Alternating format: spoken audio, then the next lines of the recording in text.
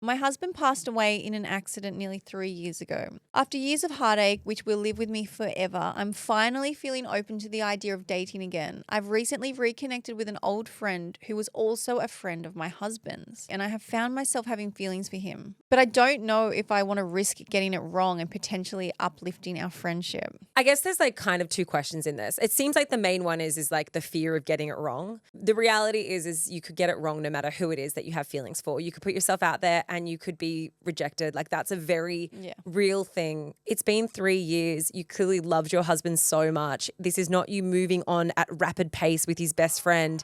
This is a very like considered and conscious thing with a lot of time in between. Yeah. And I certainly don't think that you should feel bad or feel guilty if you do. Hi guys, and welcome back to another episode of Life Uncut. I'm Laura. I'm Brittany. And if you're listening to this on Monday, there is a very good chance that I am in the South African jungle. Yep. Yes. Very exciting. So we have Is it exciting? Well, it's exciting for Matt because it means he made it to the end. Not so exciting for you because it means you've got a very big trip with 2 very small children. I'm just petrified of the long haul flight that has 2 layovers with 2 children through the night.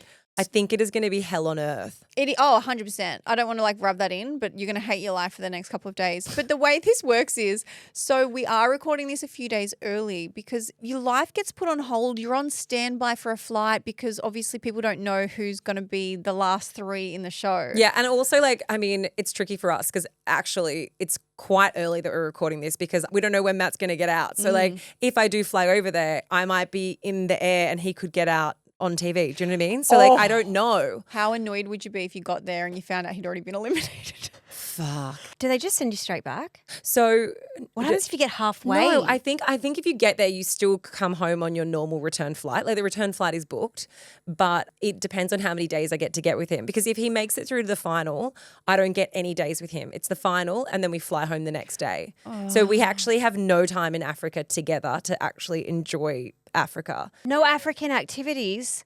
That's African all activity. You had to look forward to. So technically, if he gets out early, then I would have had some more time with him. You could go bungee jumping. Well, yeah. Keisha's been bungee jumping in South Africa, everyone, in case you haven't heard.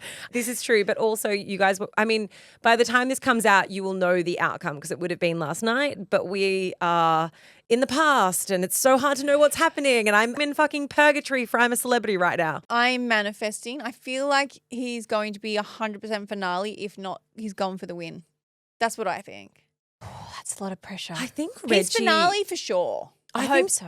I think Reggie's pretty high up there. Like, Yeah. so Reggie Bird, for anyone who doesn't know who she is, she's won Big Brother twice. Yeah. And she is very, very like personable, relatable, but also just has like a really beautiful, incredible story around the hardship that she's faced with herself and also with her son. I kind of think that like she's getting the public vote, you know? Matt's just getting the force, like, vote for my husband, vote I want to go to South Africa vote. Yeah, but he has been very entertaining. And I know that obviously we're a bit biased because obviously last year, Britt, we were biased for you. And I'm also having sex with him, so I'm pretty biased. And well, we're not for a not- while. I'm not having sex We're with not him. having sex with Thank each other. God. Thank God. That would be a real issue. Wouldn't that be a scandalous episode if that came out on an Ask Uncut? Okay, let's put on a bets on because, like I said, it is in the future. Who do we think will make it top 3? I think it'll be Reggie, fingers crossed, Matt, and Max. That's what I think. I thought Sam, the rugby player. I think Max is taking Sam's spot maybe. Oh, interesting. Maybe Do you my think wild that card. you're going to like I don't know why I'm laughing.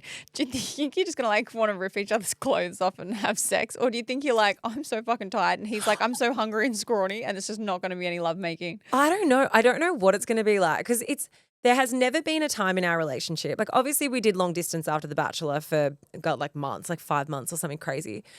But we could speak to each other every day and we could FaceTime each other every day. I feel particularly disconnected from him at the moment because Because you are disconnected. Yeah, like I've not had a single conversation with him for almost 5 weeks, which is as much as I've seen him on TV, you know, and like it's great seeing him on TV and I'm very, very proud of him, but I feel like I need to have a conversation with the man and be like, hello, I'm your wife. He also did Nice say to see you again. also- Here's a mango. he also said that he'd rather eat a mango than have sex with you. So Yeah, but now he can have both. He doesn't have to make the choice. He can do them simultaneously. Or he could have sex with a mango. Or he can fuck a mango when he gets out. Yeah, And the choice is options are his. endless. It's going to be fucking wild. I don't know. I honestly don't know how. I think it'll be very emotional for him seeing the girls as well. And that's the big reason why I'm taking them over. Yeah. Even though it is like a hellish flight and it's a very quick. So I think by the time we get there, I think we're only there for a couple of days, maybe 3 nights in total, and then we fly back home. So it's a very quick round trip, but I'm doing it because I know that how much it'll mean to him to have the girls there, even though that's going to be hell for me. And I also think I have like runs on the board now for like plenty of girls trips. Like I am 100%. owed some girls trips out of your this. bank is overflowing with your like payback bank. Yeah. What's it Hamilton called? Island, anyone? We're coming. Yeah. Mordecai, I'm going. Hammo, book those golf buggies. Noosa, I hear it's fabulous this time of year. I'll be there. Like, don't you worry. Well, you would go in a tsunami right now. You would be like, get me out You're of going to here. see me every weekend. You'll be like, is Laura away again? I'll be like, yes, with my girlfriends. Yeah. It's been great. If we are the girlfriends that you're speaking about, I am absolutely keen to come. So yeah, so look, guys, like I said, I mean, unfortunately, you know, everyone knows what the final has happened now. We I didn't wish know. we could talk about it for this episode, but we won't know until like late this week on Wednesday. Do you remember? And like, this is how much Matt is going to be excited to see you. I remember when I came out of the jungle, all I wanted to do, like the intensity to see Ben, like the overwhelming feeling was so much that I booked a flight there and I was going to see him for one day. I was flying from South Africa to Scotland to surprise him for just over 24 hours. It was costing me a bomb, but then I was going to fly back to Australia. I was on the runway. I'd organised a surprise. I'd organised the next door neighbours to leave keys out. Like I was going a bit creepy, but I was going to be in his house when he got home. Cute, It creepy. would have been the best surprise I have ever pulled off. And that was probably one of the only flights in my life that's ever been cancelled. I was on the runway to go and they cancelled it because of weather. And I was hysterical. You would have thought a family member had passed away, like because I was just so upset at how close it was and then it got taken away from me because Yeah. the feeling is just so intensified. Like you said, I'm always away from Ben. You're away from your family, but you're not even speaking. So it's intensified. Trust me, if I'm stuck in Singapore sitting on a plane and the flight gets cancelled with 2 kids You'll be next like, to me, I "Sorry." also will be hysterical.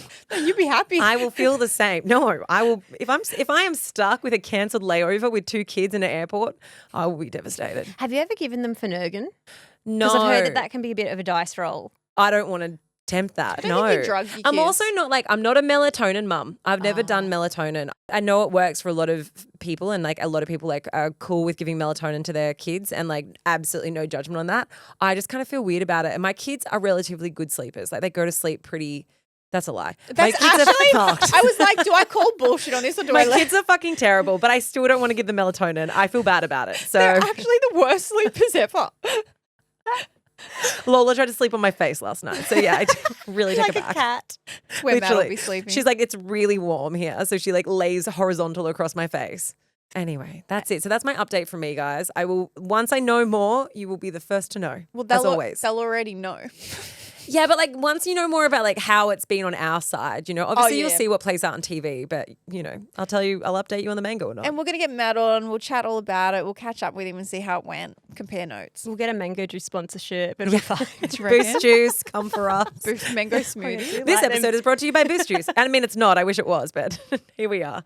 Let's get into our vibes and unsubscribes before we answer your questions. Britt, what's your vibe for the week? My vibe is a Netflix show. It's number 1 or 2 at the moment, so it's not shocking. Apple cider vinegar. Okay, I started this and I got like 5 minutes in and I was like, I hate this. Look, it was really hard. I'm vibing it because I really loved the issues that it highlighted more so. So if you don't know what it is, Apple Cider Vinegar is the Netflix show that is based on the story of Belle Gibson, who pretended she had cancer, scammed a lot of people, like really horrible. She's the Aussie. I mean, most people know who she is. But if you don't, they've turned it into a Netflix series. And they really lean into the fact that it's fiction and non-fiction. It's based on a true story, but we're also trying to, they're like, we're also trying to make a drama. We're They learned leaning from in. Baby Reindeer. Oh, no, they did. It's a theme. Every single episode is a bit of a joke on it. One of the characters is in character and they look at the camera and they were like, just to reiterate, whilst that we are making this drama, we want to be clear that Belle Gibson did not make a cent from this. And they really lean into the fact from off the back of Baby Reindeer. But I like the fact that it highlighted the dangers surrounding withholding from traditional medicine and only using like juice cleansers, and it highlights that they go to Mexico and they do all this meditation and whatever else to try and treat their cancer.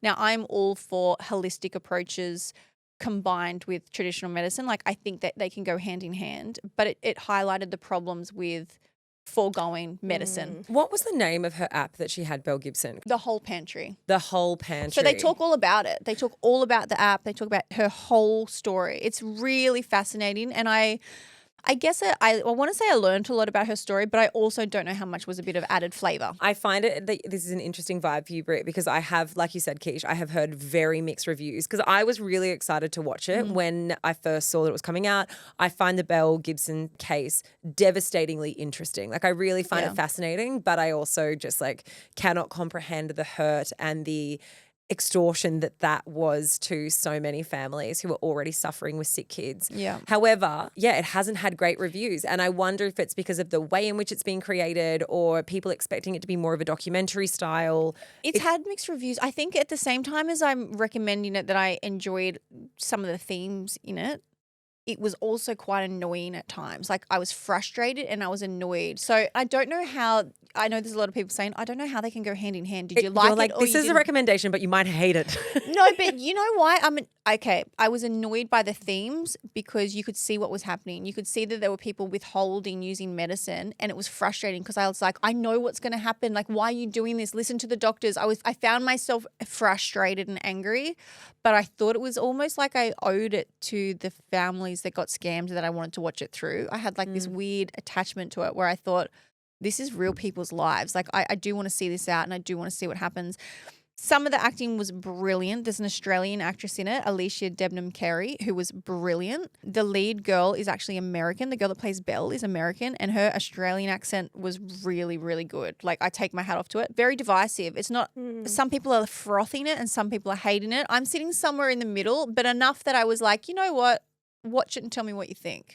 That was similar with Baby Reindeer though. And I remember even people in our own Facebook group were like, Keisha, I think you're just a bit too basic for this because you're not supposed to enjoy it. You're supposed to feel uncomfortable by the content. And I was like, no, that's not why I watched TV. Yeah. I am a bit more basic than that. I loved it. Anyway, my vibe for this week is it's a podcast episode of Mid, which is done by Holly Wainwright at Mamma Mia. And it is the episode with Amanda Keller and her best friend, Anita McGregor. Now, Amanda Keller is someone that for a really, really long time I have idolized. I think she is absolutely fantastic, particularly when I was in radio, when I was like a radio host. I looked at Amanda as someone that I just so wanted to be like. You know, I think that she has this beautiful like vulnerability in the way that she talks on radio and the way that she connects with people. And I just find her so incredibly likable and intelligent. And her best friend, Anita McGregor, is a forensic psychologist. So they actually have a podcast themselves. And I have listened to that in the past. I don't know why I haven't listened to it for a little while, actually. I should get back into that. But this particular episode that they did with Holly on Mid was about their best friendship. And it was about women's friendships in general. And there was this little part that Holly did at the start that actually brought me to tears because she was talking about how she had this best friend and they'd been best friends for decades. And it was just such a special friendship that she's carried with her throughout her entire adult life and how they have just been these pillars for each other. And anyway, she kind of went into this conversation and asking Amanda and Anita, who have been best friends for 17 years, how they have helped each other navigate different life stages, different, parts of their friendship, whether they give each other feedback that's honest or if they're just supportive. And it was just one of those episodes that I listened to and I was like, oh, fuck, female friendship is just actually so important, like You don't get that message from the Life on Top podcast? Of course I do, but I think it's different when it comes from people who are a little bit Yeah. older than me. I had a similar response when I listened to Jane Fonda on Julia Louis-Dreyfus' podcast quite a while ago. I vibed that a long time ago because they were just talking about female friendship, and it was a beautiful reminder for me of really nurturing the friendships in my life because I will need them over the course of my lifetime. So Mid with Amanda Keller and Anita McGregor. It's the most recent episode. Well, my recommendation is for anybody who is potentially a content creator or finds themselves needing to be hands-free and facing their phone. Britt, you have on your phone like a suction case. So like Britt's had this thing on for a while. I was an OG. It's like a full suction case that you can like stick your phone onto anything. You could, I don't recommend it, but you could stick your phone onto your laptop screen. I do that You too. can stick it onto your window. You can stick it onto anything, right? Like it genuinely sticks to a wall. So I tried the one that you have, Britt, but I kind of hated that I couldn't ever take it off the case because it's very bulky and it's quite difficult to get your phone in and out of your pocket, right? So there is one that I have found which comes with either a magnet or it goes directly onto the back of your phone, and it is from Casemate, but it's basically like an attachment that you can put onto your phone which allows you to stick your phone anywhere and do things hand-free. So for us who are constantly like doing stories or we're on our phones a lot, I find it incredibly handy. I think you guys are going to be like, what the hell is she talking about? But if you're watching it on YouTube, you'll know exactly what I'm talking about because I'm holding it up in the air. They're so good. They're very handy. I stick mine everywhere because I'm always talking to Ben. So like when I'm cooking, just stick it on the kitchen wall and I just move around the kitchen as I'm, you know what I mean? Like it just goes anywhere. Going into the shower, having some sexy time, goes on the window. Well, I stick mine on the like anytime I'm on the Peloton, I stick it on the screen of my Peloton and then I can still do stuff whilst I'm working out. It's right there. I use it when I'm doing makeup. If I'm watching a makeup tutorial and I'm trying to imitate it, I put it on the mirror next to my face so I can do pause makeup it. tutorials and actually copy them like as you're watching them? I try to. I didn't know that. I don't know anyone who does that. That's wow. Really? Yeah. That's I'm the only way that I'm able to like do my. I've had a lot of weddings and we've had a lot of awards things lately, Oh. and I don't pay to get my makeup done. But you do it in like real time. Like you'll watch it as they step by step you through and then you stop, start. Well, I pause and then I try and copy it, and then I hit play, and then I try and copy the next bit. I've done the same makeup every day of my life. I Same. never change it. So I am the most repetitive Yes. basic bitch that there is. I don't ever try something new. I'm not about trying new things. Well, I'm about safety. Maybe you could now that you've got your sticky case, mate. That's true. Anyway. Laura doing a makeup tutorial is not on 2025 bingo list. No, but really maybe creative. watching one. Yeah. Yeah, I'm creative, but not with makeup. I know what works for me, and less is more because I look like I'm. It doesn't do me well. Anyway, let's get into the questions. Okay. Question number 1. My husband passed away in an accident nearly 3 years ago. He was 29 and we'd been together since we were 16. That's really sad. After years of heartache, which will live with me forever, I'm finally feeling open to the idea of dating again. I've recently reconnected with an old friend who was also a friend of my husband's. He has the most grounded, secure, kind energy, and I have found myself having feelings for him. I have no idea where he stands on this situation and whether or not he sees me as just a friend or has feelings too. I want to ask him / tell him how I'm feeling, but I don't know if I want to risk getting it wrong and potentially uplifting our friendship. I guess there's like kind of two questions in this. It seems like the main one is like the fear of getting it wrong. The reality is you could get it wrong no matter who it is that you have feelings for. You could put yourself out there and you could be rejected. Like that's a very real thing when it comes to dating. Obviously, there's an added layer to it in terms of he is someone who was friends of your husband's. But also, I kind of think that if he is this like kind, grounded, like understanding person that you've described him as, I don't think he's going to come to you with judgment if you say that you have feelings for him and you explain it in an honest way. Like it's been 3 years. You clearly loved your husband so much. This is not you moving on at rapid pace with his best friend. This is a very like considered and conscious thing with a lot of time in between. Yeah. And I certainly don't think that you should feel bad or feel guilty if you do feel bad or feel guilty for having these feelings. I think that it's really understandable, and it's actually probably more common than what you might realize that people have feelings for someone who's already within their network because they become a huge comfort to them through grief. Yeah, my heart really, really hurts for you. Like thinking that you're only 29, you were together since you were 16 and you lost the love of your life. It's a huge thing to experience at a really young age. Horrible. And I want to start by saying like I cannot imagine. So take my advice with a grain of salt. But I feel like I want to say you probably know better than ever that life is short. Like you don't need people to tell you that. You have lived it. So if you have these feelings, I think I say tell him. I think I say talk to him about it and just see. There is a chance that maybe it is being confused with a connection that, you know, you both share with your husband and that's why you are close, or it's a chance that it is super real and he feels it too. it's so normal to have these feelings for people that you spend a lot of time with. Yeah. And I think your guilt is only coming from the fact that he ran in the same circle. It's not that you're moving on. It sounds like it's just that he also knew who your husband was. But you 100% deserve to be happy. And I do agree with you, Laura. Whilst we don't know him, he sounds like a wonderful friend and a wonderful human that I think if you said that I think I have feelings for you, I don't think that's going to make him never want to speak to you again if you did get it wrong. Yeah. And I mean, look, reading your question again, there isn't anything in here that says that you feel guilty for having feelings. It doesn't say anything that you feel as though like maybe you should be concerned about the fact that you now have feelings for a man that was once friends or is friends with your husband who passed away. But what you've asked is, I want to ask him or tell him about how I'm feeling, but I don't want to get it wrong and potentially just ruin the friendship.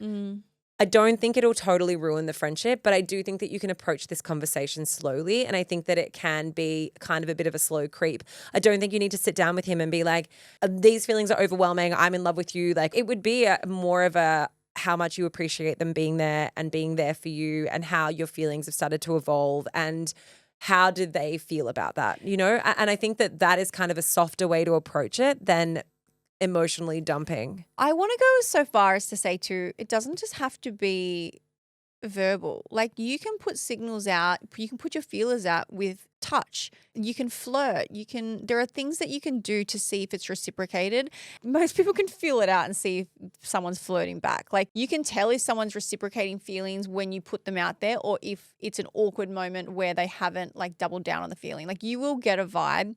And if you are putting those feelers out a little bit, like even if it's something that you wouldn't normally do that still could be innocent, a touch of the leg or like an extra long hug or those little things where you brush past someone. There are all these little ways of trying to investigate. If you don't want to go like hell for leather, if you don't want to sit him down and be like, look, I think I love you. But don't you think like maybe those things have already been done and that's why she's at a point where she's like, know. okay, I'm wondering whether I'm picking up on these things. I can only imagine though that there is an added layer of absolute confusion when you add in the fact that, you know, he's someone who was friends of your late husband's. I don't know how you navigate that without having the conversation with a bit more honesty and a bit more openness because you've both been through so much. Like that is a huge grief that the two of you have been through. So I agree with what you're saying, Britt, in a normal situation, but I'm not sure if just like pivoting the friendship to flirty town necessarily would be the best way for you to go about it when you've been friends for so long. I don't know. It's a really tricky one to navigate. And I just think it's an honest conversation. Yeah, but I think the strange thing here is they haven't been besties for ages. She said, I've recently reconnected with an old friend. So he hasn't been in the circle for a long time. They haven't been really close besties. They were friends a long time ago, all obviously in the same circle. They've reconnected. Why have you reconnected? Why have you sought each other out? Well, that's a good question. Did he seek you out? Was he like, hey, it would be nice to catch up? Did you seek him? Like, ask yourself all these things. But I really want to say life is really short. If you have these feelings, I just feel like every part of me wants to say to you, you deserve to be happy and you deserve to fall in love. And if you think that it's reciprocated, then I want to say go for it. Like, I can't imagine any pain that you are going to experience is going to be remotely similar to what you have been through. I would be taking a chance in love, but I'm a romantic. Yeah. I'd take your chance. No, I agree. And I think like it's always good to ask yourself the big question of like, what am I going to lose by being honest in this? And like, if it uproots the friendship and the friendship does shift, like if you do lose that friendship, like what does that look like for you? Is that a risk you're willing to take? Like, is the friendship one that's so imperative to you? Because it's not necessarily a friendship when you have these feelings anyway. You know, it's already compromised. So at least like you have the answer to your question. But also, can you send us this in as an aftermath? Like, can you update us on what you do and what happens with this situation? This is one I'm proper invested in. Yeah, I agree. All right, a couple of weeks ago, my husband and I attended my cousin's baby's dedication at church, which I'm guessing is kind of like a christening. Yeah. All was going well until they announced in front of all of our friends and family that my husband and I were the godparents to their child. We were shocked.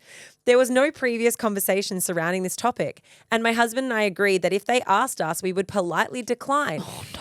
As it's a serious role to take on, and we already have 3 kids of our own and wanted to try for another one. We stood there awkwardly smiling and didn't know how to react. We were never asked to be their child's godparents and were announced with the title in front of everyone with no prior discussion. My question is Is it rude of me to have a conversation with them and to explain to them that we thought it was unfair of them to announce that in front of our entire family when we were never even asked if we would take on the role? Or should I say nothing and pretend like we aren't bothered by it? Sorry. This is wild. There are things that you can get away with not asking. No, they obviously were so confident that you were going to say yes. No, that is so ballsy to assume that people would take your kids if you die. I don't That's a think question. That's what godparents mean. No, it doesn't. A godparent traditionally just means that you are responsible for the religious upbringing of that child. You're not responsible for inheriting that child if you pass away. No, I have been asked to be. I'm so many people's godparents It because means I've got different things. because I've got no kids, and all of them. It's who you want your child to go to if something happens to you. Of course, it's about like the bringing up as well. But if God forbid something happened to parents, it's about who the person is that they trust to be the step-in parent. Okay, genuinely, and I say this from someone who was raised in the Catholic Church, but a classic Christian godparent, if that's where this is a person who presents a child at baptism to promise to take responsibility for their religious education. I think it's evolved. I agree, but I don't think that every single person out there who has taken on the responsibility of a godparent necessarily is also taking on the responsibility of adopting the child Because I've got a lot of kids coming my way. if something happens to the parents. Yeah, look, I mean, brazen, bold. Maybe it's because people don't really often say no to that request. I think like godparent request is kind of like being asked to be a bridesmaid. Most people just say yes, even if they do it reluctantly. Well, this is my thing, right? I'm not religious, but I have said yes to being people's godparents because when you're not religious, it means something else. So I can't come to it from a religious aspect because I didn't grow up in the church. But for me, the people that have asked me to be a godparent, it has been to be there when they need you, et cetera, to help raise the baby if you need to. But it's also if something goes wrong. It's almost like writing them into a will. So that's my experience. If that is your experience here, which I'm not saying it is, maybe it's just about the religion and teaching them.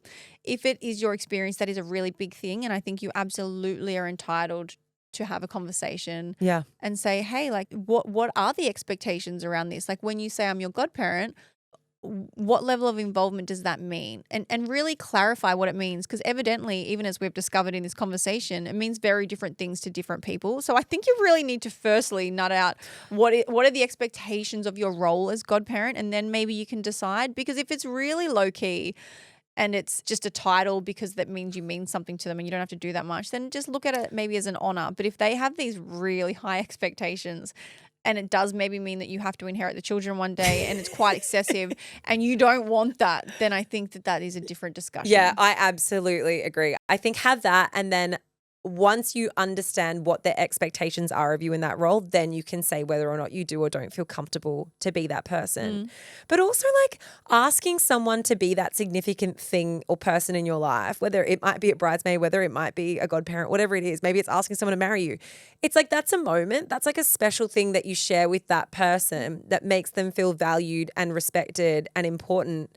And you share it with them first because those qualities are so important prior to sharing it with everyone. You know what I mean? It's like a thing that makes that person feel individual within something that's very special to everyone. And but maybe they thought you were going to say no, so they're like, we'll just put them on the spot. Do you reckon? Yeah. I don't know. Why else do you Feels do like it? A weird one. The only reason you ever ask people things or say statements in front of other people like witnesses is so that they can't say no and they feel pressure to say yes. But who says no to being a godparent? Like Heaps that of is people. Yes, I do agree, but it's also like quite an offensive response. Like if I was like, "Hey, I love you and I want you to be such a big part of my child's life and I'd love for you to be their godparent," and someone was like, "Oh, not for me." But it's a lifelong responsibility.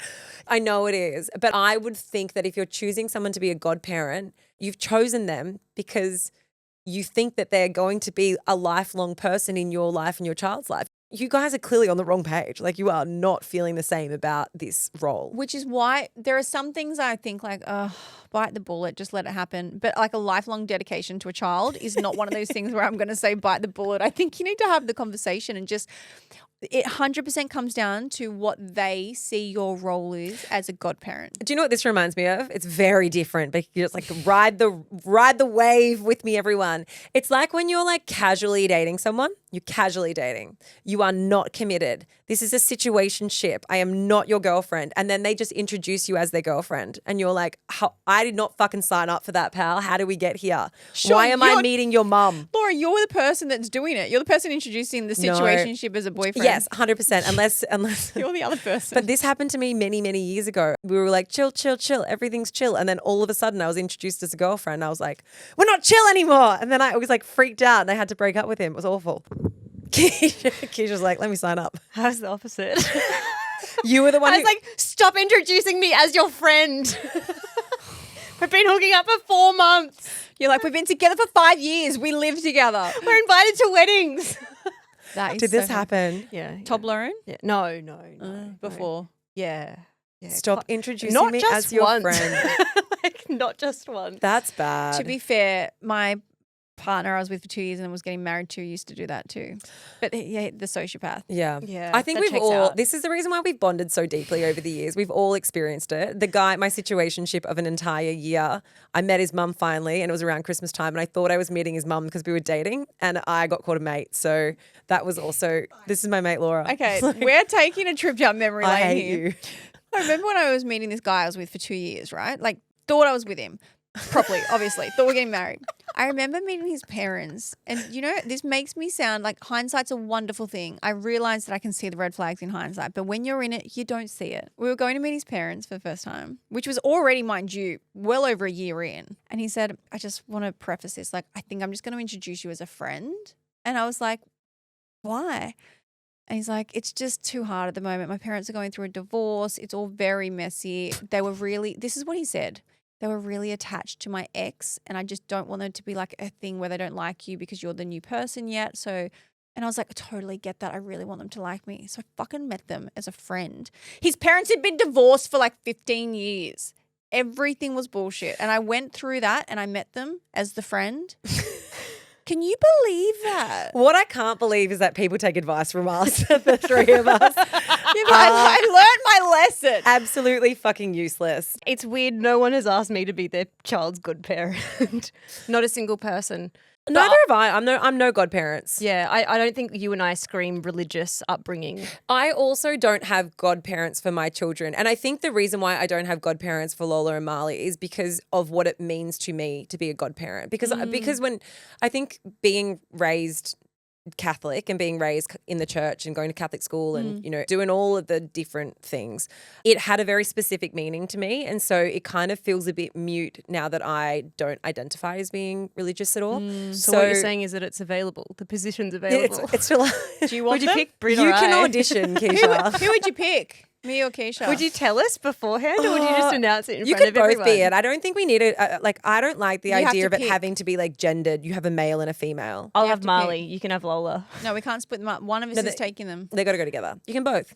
Who do you trust more? It's the same. As if I don't give them, if I give them to you, Britt, they're going to end up at Keisha's house every weekend anyway. With Delilah. Like, what's the difference? It's so funny we say this because I think I'm 3 people's godparents, like different family members. They all have like, hey, if something happens, can you have the kids? But they've all said the same thing. They're like, we don't know how we feel about it, but you're the only one that's got like stable job. You don't have any kids, so they'd fit in. But we're a bit worried about what they'd eat and what they'd do. And I'm like, I don't know if I'm flattered or not. The kids live off chicken nuggets. And Dinosaur nuggets? chicken nuggets and salmon steaks, which sounds like a semi-luxurious and also a bit povo, but it's like in between. One extreme to the other. Yeah, That's look, funny. yeah, I don't have godparents. No. And also, do you know what? I grew up with godparents. I couldn't even tell you who my godparents are. Like I was given godparents as a child. No clue who they are. Don't know. I have Yeah. no idea. My I'd have mum- to check with my mum. Mine Like are aunties and uncles. I just reread. We stood there awkwardly smiling and didn't know how to react. Yeah. It's relatable. It's so awkward. All right, next question. I have a lot of trust issues. Okay, let me preface this. This question is a little bit cooked. Okay, it's That's a little okay. bit cooked. We don't judge. So are we. Yeah. It's fine. Good obviously. company. We've established that. All right, we listen and we do not judge. I have a lot of trust issues. I've had a rough time with relationships and trust in the past. And I always go through my husband's phone, literally once a day, I would say. Not necessarily finding anything, just making sure. Wow. Yeah. Every 24 hours. About a month ago, I asked him to change his password so I couldn't go through his phone anymore. What do you ladies think about this? Not having your partner's phone password. Do you think it'll help my trust as I have to keep reminding myself that he is a good guy and my past is still haunting me? Or do you think that it's unhealthy? I did counseling for a long time after my previous relationships, but now it's too expensive with 2 children. Help. I was thinking, oh, okay, if this is a newish relationship, I get it. Maybe you don't know where you're at or you don't know much about him, but it's your husband. So I'm assuming that it's a relatively long relationship that you've been with him for, if you've been long enough to know him, date him, have kids, get married. So I'm wondering if he's done anything to make you feel that way. That's one thing. If he's been an amazing husband that's never made you question and your issues are still from your past, then it is a way bigger issue. I do not think it's normal to go through your partner's phone. So I have Ben's passwords and he leaves his phone unattended all the time and I have not ever once opened it. He has my passwords. Yeah. He can go through it whenever he wants and he doesn't. And I don't want to say like it's, I don't want you to compare it to this, but I do want to say that it is not normal to have this level of distrust that you are going through your husband's phone every single day if he hasn't done anything to make you feel that way. Yeah, it's this to me. I read this and I was like, you can do something so often that it becomes a compulsion to do it. Yeah, it's like normal. You have created a very a incredibly toxic habit that you feel like you have to have maintenance on your husband to quote unquote make sure he's not doing anything. Like there is so much fear that you have manifested. And I don't want to say it's because we don't know. You have not said, you said you had a really rough time in relationships and trust, but you haven't said, like you said, Britt, you have not said if that is from this relationship, right? So I don't want to say that this is all you and you've manifested this and you're like creating this in your mind. It may be the byproduct of really bad behavior of your husband's and therefore you are now in this cycle of like not totally being able to trust and not totally being able to forgive and just kind of going around in the hamster wheel. But making the assumption that that's not the case, you are making this so much worse by the habit and the constantness of the checking. So I think, firstly, I think it's good that you've put some parameters in place so that you can't check his phone. Not knowing his password is a good step. Well, you've recognized there's a problem. Yeah. However, the thing is that I think that you probably need to try and work to create some distance in terms of like, you don't want it to be the fact that the only reason why you're not going through his phone is because you don't know his password. Do you know what I mean? Like you might need this for a period to help to create that separation, but that you do have to get to a point where the reason why you don't check his phone is because you trust him. You trust that there's nothing going on there that needs you to check it in the first place. And I mean, I know that you said you've done counseling and you did it in your previous relationships, but now it's too expensive. It's almost as though that you've created a compulsive behavior, but the compulsive behavior isn't just the checking of the phone. It's the constantly thinking about the checking of the phone. It's the constantly thinking about wanting to catch him out about something. And you're in this like loop of when you think that, you worry and manifest and are having this anxiety that he's done something wrong and you need to check his phone to satiate the worry and the anxiety. You are being made to feel better every time you check his phone because there's nothing there. So you're getting that sort of like reassurance. The thing is you have to get to a place where you break that feedback cycle and you're able to give yourself the reassurance that there's nothing there and actually trust that statistically you've checked it 100 times. There's nothing there. There's nothing more to check. Well, no, I mean, I don't believe that. One day there might be something, but I'm not trying to say that to scare you. But if he hasn't been the cause, you've done the first step. You've recognized that you're the problem and what you're doing is not right because you've asked him to change the password. This means he's hyper aware of the fact that there is an issue. Like otherwise, it's not a normal thing for you to go to your husband and say, babe, change your password. There has to have been a conversation of some sort that's happened off the back of that. What I want you to ask yourself is, what was that conversation like? How in depth did you go? How much reassurance did you get? What was your husband's reaction? Because it might just be that I would normally say speak to someone and get counseling, but I totally understand that's so expensive and that is not currently an option for you. So maybe it can be the way that you talk to each other. Like maybe you and your husband, you can really explain what your issues are and why. And you can say, I don't think you're doing anything wrong. I can't explain why I'm doing it, but I want to stop. And maybe it's a matter of him giving you some more reassurance in the relationship. Maybe there's some sort of lack of affection that's making you question what your relationship is. I can't be sure what is the driving force here for your insecurity in this moment, but what I can be sure is saying help talking to your partner is always going to help in some capacity. If he doesn't want a bar of it, that's another discussion. And I would then say I understand where your insecurities are coming from if he doesn't Yeah, want but to it's- talk to you about it. It's tricky because, like, yes, I understand, like, if he doesn't want a bar of it, but like, let's assume he's never done anything wrong. And every day he has his wife checking his phone, doing maintenance just to make sure. There's this like presumed fault here that's happening. It would become exhausting having to constantly reassure your partner that you're not a bad person and that you're not cheating on them if every single day they are checking your phone. And so I understand if he gets to a point where he's like, I don't want to keep talking about this. Like, I don't know how much more reassuring you want.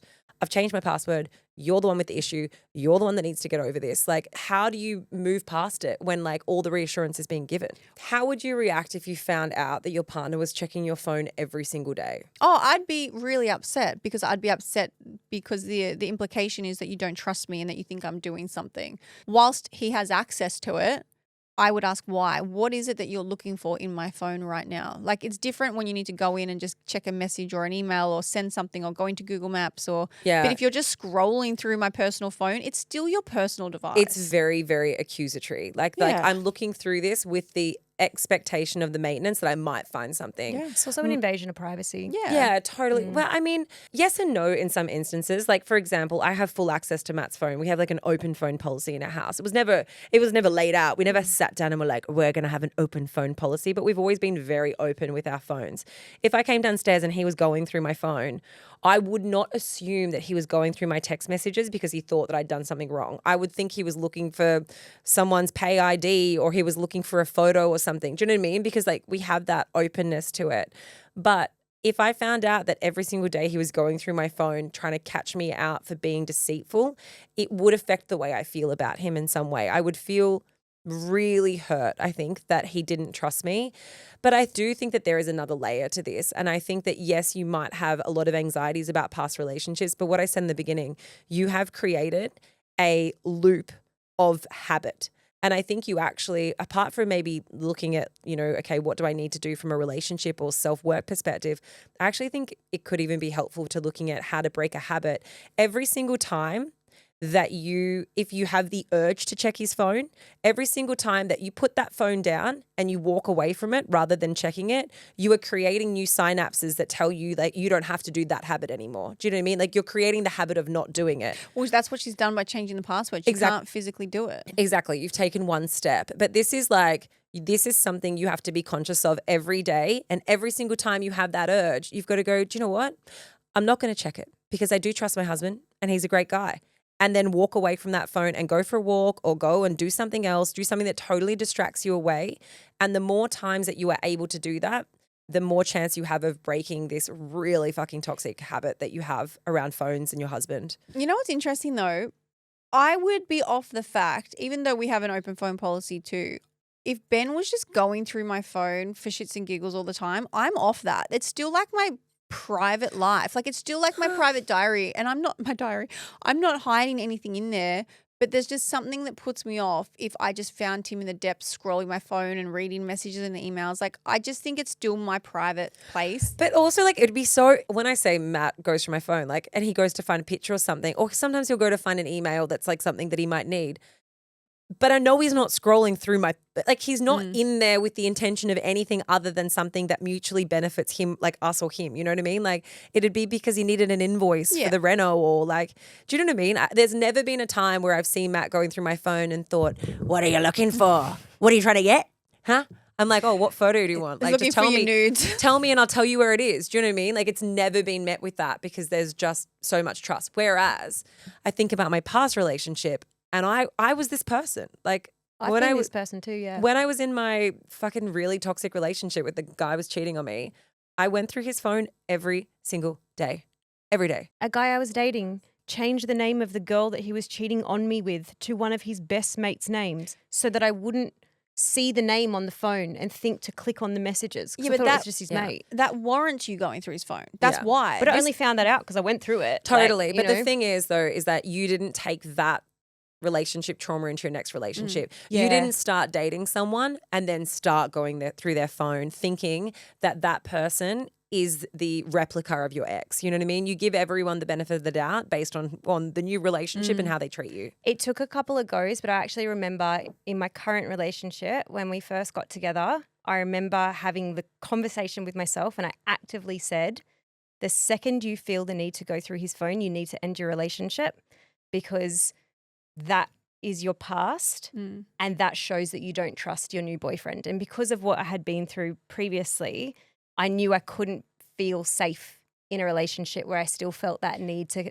check that everything was So okay. did you just link his iCloud to yours so it just goes to your computer? So I'm you don't so have to go through bored. his phone? His messages are so boring. No, but what I mean is I actually do understand what started this behavior. And I think exactly like you've said, Laura, it's just become a habit. And now I think you're kind of just you're getting that regulation of the calm down effect by not finding anything. And so you're like, okay, I'm good for another 24 hours. I'll check again tomorrow when the anxiety raises again. And so I think you need to do some regulation work. Go and listen to the episode we did with TJ Powers at the beginning of this, which is all around like how to regulate your dopamine and your internal cortisol. And see the sun first before you go through your partner's phone. I know that sounded that sounded really base, but like maybe try it. All right, last question. I have been with my partner for 5 years and we are expecting our first child. I already owned a house before meeting him and have since sold it so we can buy something for our growing family. The issue is I am the only one contributing to the deposit and it is a large sum of money from the sale. He is older and has no assets of his own. How do I navigate this so that I don't resent him for, quote, getting a free ride to a house which I have worked so hard to have for myself? I can't help but resent him for not getting his shit together earlier. For context, we had very similar upbringings and occupations, so there isn't much of a salary difference between us. I've just been better with my money. Oh, you need to have a prenup. Even if you guys aren't married and you're having a baby together, you're a de facto relationship. It is not offensive and it is not abnormal to have a prenup. 100%. You need to have a big conversation with him about finances. He knows that you're coming to this relationship with more money than him. He knows that you're coming to this relationship with the deposit for the house. And you say, I love you and I love everything that we're building together and I love that we have a family. However, financially and from a financial security perspective, I wanted to have a conversation with you about this house that we're buying together. I am putting down the deposit and I want that money to be protected. So if anything does happen in our future, I know that at least I'm going to walk away from our relationship with that deposit still intact. Yeah. And if he turns around and says that's a problem, then that is an absolute red flag as to what type of person this guy is. Yeah, this to me is so easy and straightforward. I am in this exact situation besides the fact we are expecting our first child. So I bought a house as an investment a couple of years ago. I don't live in it. I rent now, but I made an investment for myself before I met Ben. Since Ben's come into the picture, we're getting married. We have had that discussion where I have said, look, whatever we build from here forward and whatever we build together as a couple and a family will be ours as a couple. I said, but I want to know that we're on the same page here. What I have built before you and what I have worked hard for is mine. Are you happy if we move forward like that? And it wasn't even, he was like, of course, like you've done that before me. This is yours. He's happy to put that in writing and the same with him. Anything that he has built before me, I wouldn't think about touching. But I do think once you make something as a couple, it gets a little bit more tricky. So this comes down to, is he going to be contributing to this new mortgage? I understand you're bringing the deposit. Is he going to be paying week to week? Is it 50-50? Is it all you? Because you can say, you can put into an agreement. Like you can put anything you want into a legal financial agreement. So you can say, I'm bringing $200,000 deposit to this house, so I will own that percentage of when we sell. Whatever profit we make on the rest, we'll split 50-50. Like you can make that financial agreement whatever suits you as long as you go down the legal aspect. Yeah, and there's like you said, Britt, there's a couple ways. Like you could have interest on the deposit or you could simply just safeguard the deposit itself. Do you know what I mean? Like you might find that a better way of going about it, just being like, cool, well, I want to make sure that if we sell the place and things don't go well, I at least get my initial deposit back and everything else we split 50-50 because we've been contributing to the mortgage 50-50. Genuinely go and listen to the episode we did with Victoria Devine. We talked about prenups. We talked about protecting your financial wealth. And I don't want to go down too hard on you, but you would be silly to go into this relationship without having this conversation for fear of offending your partner. Because I know that we go into relationships with the best of intentions with them working out and being long-term.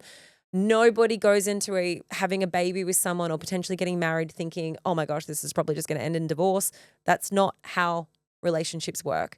But unfortunately and statistically, sometimes things don't go to plan.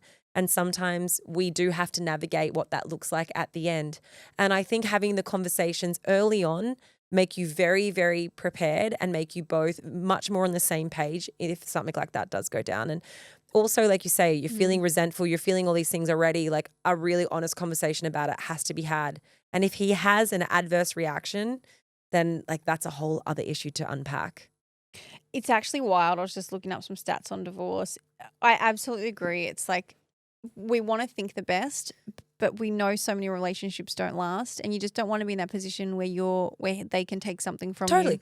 Hope for the best, prepare for the worst. 100%. It's kind of like the saying of everything in life. Isn't there a song that goes, hoping for the best? But My saying is the worst. I don't know, but you should. Are you going to trademark. travel? Matt and I, we never had to have this conversation prior. So like Matt and I don't have a prenup, and we never discussed our finances when we got together. Really. And the reason for that is because we both were pretty much financially the same. Like we both came into our relationship with not a lot of savings. We were pretty similar. And so everything that we have in our life, we've built since being together. So even though we have not the same incomes, like our incomes are not fluctuate. comparative, financially we earn different amounts of money, right? But we've built that together, and everything I see mutually as both of ours, right? It completely down the middle. If we got separated, I would only assume it's very, very 50-50. But I think that kind of makes sense when you've both come to a relationship with the same financial situation. But if you're coming to a relationship with a very different financial situation, you have to protect yourself. Yeah, it's just smart. Yeah. Literally smart. You haven't worked your ass off your whole life for it to be taken by someone else. Well, that's it from us, guys. And the next time you hear from me, we'll have the lowdown on what the hell is happening in the jungle. And maybe Matt will be back. And maybe you've been on safari. Probably not, to be honest. I don't think there's any time for safari. No, there is.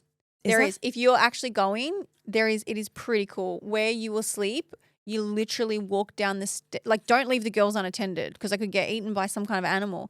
It's wild. Lola would like that. She's like, I'm back with my people, mum. You can I'm going out with the lions. you can walk down the stairs of the backyard area and there is a car and you're in safari. Like it's really cool. If you go, you're going to have an amazing time.